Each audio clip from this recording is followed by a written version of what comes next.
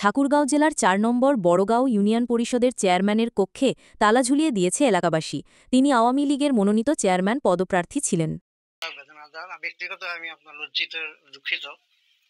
যাদেরকে আমি তো ৪২ বছর শিক্ষকতা করেছি, এখানে হেডমাস্টার আছেন ৪২ বছর।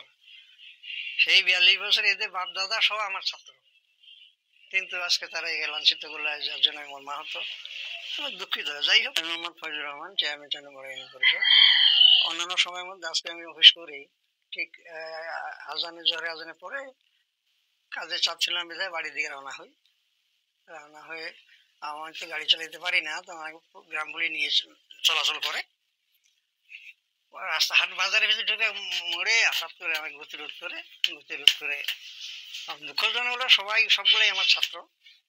আমার মানে গ্রাম পুলিশটাকে ধমক দেয়, কেন তুই পেট্রোল দিয়েছি আমি নিয়ে যাবে, এটা খুব ধমক দেয়। তখন আমি নামি থেকে বললাম যে কি অভিযোগ আছে, বলে আমার এখানে আসে নাকি মানুষ সই করতে 200 করে টাকা চায় আর নে।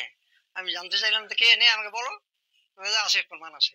তারপরে ঠিক আছে, চলো পরিষদে যাই, পরিষদে বসে তোমাদের কি বক্তব্য শুনে একটা ব্যবস্থা নিব। তখন ওরা আবার গেল না, আমাকে বলেছে আপনি চলেই যান। আমি চলে এলাম, বাসা আসে ঠিকই, এর মধ্যে শুনলাম যে ঘরে তালা লাগিয়ে দিয়েছে আমার অফিসে। এই পর্যন্তই। এখন দুঃখজনক হলো যে সবগুলো আমার ছাত্র।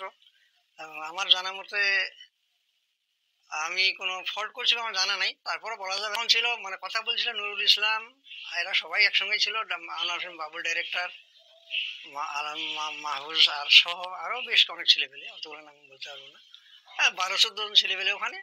আর পাশাপাশি আরো বাইরে বাজারে কিছু লোকজন জমায়েত হয়ে গেল কথা বলতে বলতে। বেশিক্ষণ নয়, 2-4-5 মিনিটের মধ্যে কথা বলা হলো, আমাকে যেতে বলে আমি চলে এলাম। মানুষ এটাই দোষ হয়তো হইতে পারে, তা জানি না।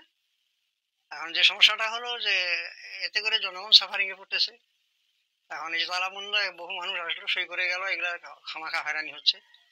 তো এটা জনগণের জন্য একটু কষ্টদায়ক। না যাই, পরে ফিরে যাইনি, যাইতে বললাম, ওরাও গেল না, আমাকে বাড়ি আসতে বলে চলে এলাম।